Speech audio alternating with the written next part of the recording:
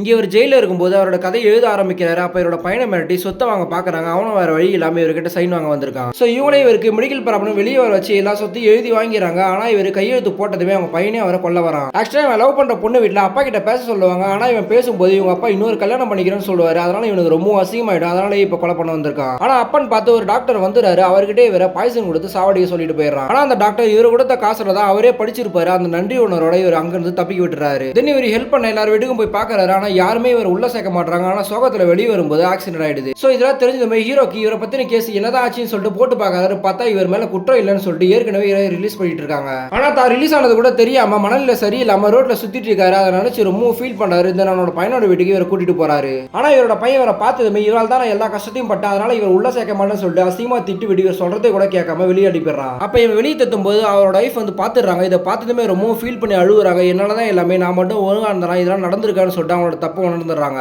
தென் ஹீரோவை இவங்க ரெண்டு பேரும் கூட்டிட்டு போய் யாருக்குன்னே படக்கூடாதுன்னு சொல்லிட்டு தங்க வச்சிடறாரு. அண்ட் அவரோட கிளைமேக்ஸையும் எழுதி அந்த புக்கையும் எழுதி முடிக்கிறாரு.